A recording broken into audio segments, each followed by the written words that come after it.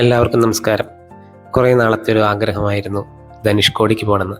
ഇത്തവണ ഓണം വെക്കേഷന് 2 ദിവസം ലീവ് എടുത്ത് നേരെ ധനുഷ്കോടിക്ക് വിട്ടു. നമ്മൾ ഏകദേശം പൂപ്പാറ എത്തി. രാവിലെ 5 മണിക്ക് വീട്ടിൽ നിന്ന് ഇറങ്ങിയതാണ് കേട്ടോ. പൂപ്പാറയിൽ നിന്ന് ഭക്ഷണം കഴിച്ച് നേരെ താഴേക്ക്. ഇതാണ് നമ്മുടെ ബോഡി മെട്ട്. ഇവിടുന്ന് ബോർഡർ ക്രോസ് ചെയ്ത് 17 ചുരം അടങ്ങി നമ്മൾ തേനി ഡിസ്ട്രിക്റ്റിലേക്ക് എൻട്രി ചെയ്യും.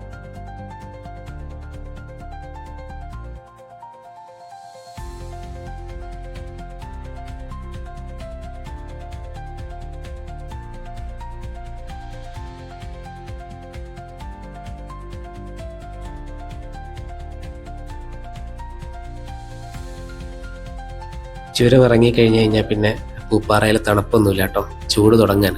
ഇവിടെ നിന്ന് സ്ട്രെയിറ്റ് റോഡാണ്. 2 സൈഡിലും ധാരാളം തെങ്ങിൻ തോപ്പുകൾ, കൃഷിസ്ഥലങ്ങൾ, വിജനമായ പ്രദേശങ്ങൾ, അങ്ങനെ ഇതെല്ലാം ക്രോസ് ചെയ്ത് നമ്മൾ നേരെ മധുരയ്ക്ക് പിടിക്കുകയാണ്.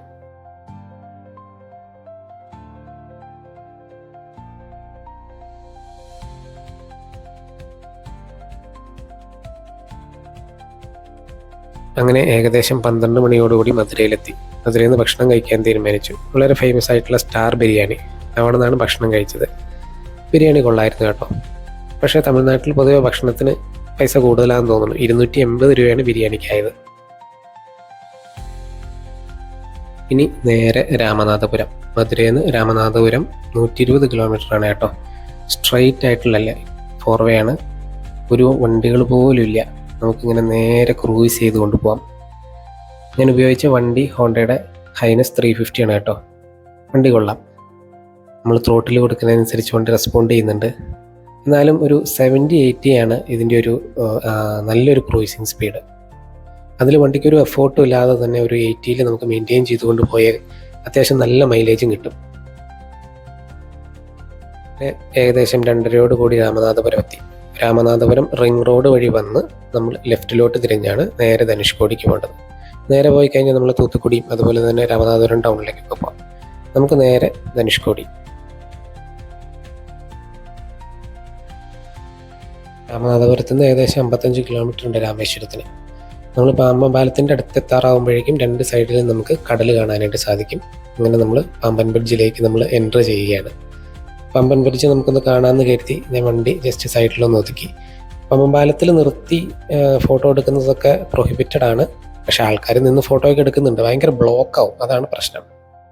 അങ്ങനെ ഏകദേശം 4 മണിയോടുകൂടി രാമേശ്വരം ടൗൺ ക്രോസ് ചെയ്ത് ബൈക്കേഴ്സിൻ്റെ ആ ഡ്രീം റോഡായിട്ടുള്ള ധനുഷ്കോടി സ്ട്രെയിറ്റ് റോഡിൽ കൂടെയാണ് ഇപ്പോൾ പോയിക്കൊണ്ടിരിക്കുന്നത്. ഏകദേശം 20 കിലോമീറ്റർ ഉണ്ട് ഇങ്ങനത്തെ സ്ട്രെയിറ്റ് റോഡ്. അങ്ങനെ നമ്മൾ ധനുഷ്കോടി ടൗണിലെത്തി. ടൗൺ എന്ന് പറഞ്ഞു കഴിഞ്ഞാൽ 2 സൈഡിലും മീൻ കടകളാണ് കേട്ടോ. അതായത് നമ്മൾ കാണിച്ചു കൊടുക്കുന്ന മീൻ അപ്പം തന്നെ മസാല പുരട്ടി ഫ്രൈ ചെയ്തത്.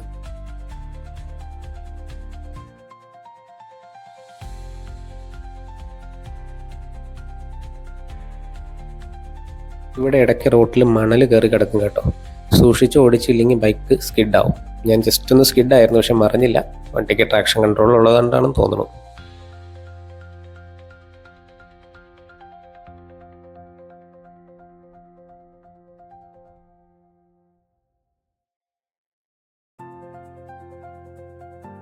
അവിടെ ഞാൻ കൂടുതൽ നേരം നിർത്തിയില്ല.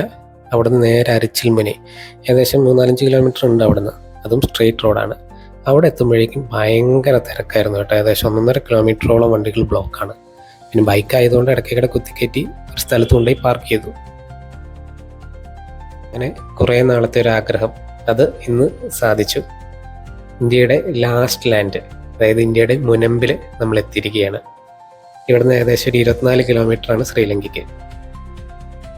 1964 സൈക്ലോൺ വരുന്നതിന് മുമ്പേ ചെന്നൈയിൽ നിന്ന് ഒറ്റ ടിക്കറ്റ് എടുത്താൽ നമുക്ക് ശ്രീലങ്ക വരെ പോകായിരുന്നു. ചെന്നൈയിൽ നിന്ന് ധനുഷ്കോടി വരെ ട്രെയിനും അവിടെ നിന്ന് ബോട്ടും. ഇപ്പോൾ കാണുന്ന ബേ ഓഫ് ബംഗാളാണ് കേട്ടോ. ഇവിടുന്ന് റൈറ്റ് സൈഡിൽ ഇന്ത്യൻ ഓഷൻ കുറച്ച് റഫാണ്. ബേ ഓഫ് ബംഗാൾ വളരെ ശാന്തമാണ്.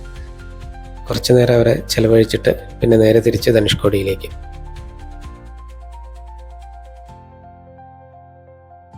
ധനുഷ്കോടിയിലെത്തി. അങ്ങനെ ഒരു മീൻകടയിൽ കയറി ഒരു ഫിഷ് ഫ്രൈ കഴിക്കാമെന്ന് വിചാരിച്ചു. ഞാൻ സെലക്ട് ചെയ്തത് നമ്മുടെ ആവോലിയാണ് കേട്ടോ. അവിടെ അതിന് വവ്വാൽ എന്നാണ് പറയുന്നത്. ரயில்வே சேர்ந்தது கிணறு ஊத்து தண்ணி இருக்கா? அச்சா டேஸ்ட். நல்ல தண்ணியா? சூப்பர் டேஸ்டா இருக்கும். இந்த பாரு. உப்பு இல்லையா? உப்பு இருக்கா சேட்டா? கொஞ்சம் உப்பு. கொஞ்சம் உப்பு கிடையாது, நீ டேஸ்ட் பார்க்க தெரியல உங்களுக்கு. அதில் ஒரு ஃபில்ட்ரு, இதில் ஒரு ஃபில்ட்ரு, 2 கடலுக்குமே தண்ணி டேஸ்ட்டாக இருக்கும். நீங்கள் லாஸ்ட் இங்கே இருந்து 4 கிலோமீட்டர் இருக்கா இந்த ஊர்? 4 கிலோமீட்டர் உள்ளே இருக்கு, இங்கிட்ட 4 கிலோமீட்டர் உள்ளே இருக்கு. அங்கே 4 கிலோமீட்டர் உள்ள இருக்கு. அப்போ വലിയ ஊர் தானே? வில்டேஜ் ஃபுல்லாக 64க்கு முன்னே வந்து இதில் ட்ரெயின் வந்து வர்றது, ரிட்டர்ன் திரும்பி போகிறது அதில் இருக்காது. ഓ ഇത് റെയിൽവേ ട്രാക്ക് തന്നെ? Railway track. ആ കടയിലെ ചേട്ടനാണ് കേട്ടോ, പേര് കുമാർ. പുള്ളി ആ കിണർ കാണിച്ചു തന്നു. ആ കിണറിലെ വെള്ളത്തിന് ഒട്ടും ഉപ്പില്ല. അതെന്ന് വെച്ചാൽ പുള്ളി പറയുന്നത് 2 സൈഡിലും ഫിൽറ്ററൊക്കെ വെച്ച് ബ്രിട്ടീഷുകാർ ഉണ്ടാക്കിയതാണത്രേ. പിന്നെ അവിടെ ആ റെയിൽവേ ട്രാക്കിൻ്റെ ബാക്കി കാണിച്ചു തന്നു. പുള്ളി പറയുന്നത് ഈ 64-ന് മുമ്പേ, അത് സൈക്ലോൺ വരുന്നതിന് മുമ്പേ 4 കിലോമീറ്റർ ആ ഒരു സൈഡിലേക്കും 4 കിലോമീറ്റർ മറ്റേ സൈഡിലേക്കും വീതിയിൽ ഈ ഒരു ടൗൺ ഉണ്ടായിരുന്നു എന്നുള്ളതാണ്. പുള്ളിയുടെ അച്ഛൻ്റെയൊക്കെ കാലഘട്ടത്തിൽ ആണ് ഈ സൈക്ലോൺ വന്നത്. അച്ഛൻ അതിൻ്റെ ഒരു ദൃക്സാക്ഷിയാണത്രേ. ഇതാണ് ആ കാലഘട്ടത്തിലെ റെയിൽവേ സ്റ്റേഷൻ. അതിൻ്റെ ട്രാക്കിൻ്റെയൊക്കെ പൊളിഞ്ഞു കിടക്കുന്നതിൻ്റെ ബാക്കിയാണ് ഈ കാണുന്നത്.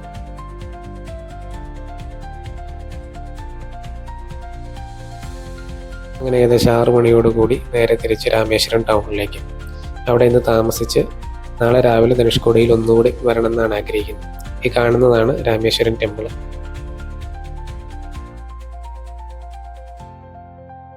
അങ്ങനെ ഇന്നത്തെ വീഡിയോ അവസാനിപ്പിക്കുകയാണ് കേട്ടോ. നാളെ രാവിലത്തെ ധനുഷ്കോടി യാത്രയും തിരിച്ച് വീട്ടിലേക്കുള്ള റിട്ടേൺ ട്രിപ്പും മറ്റൊരു വീഡിയോ ആയിട്ട് ചെയ്യാമെന്ന് വിചാരിക്കുന്നു. അപ്പോൾ ബൈ, താങ്ക് യു.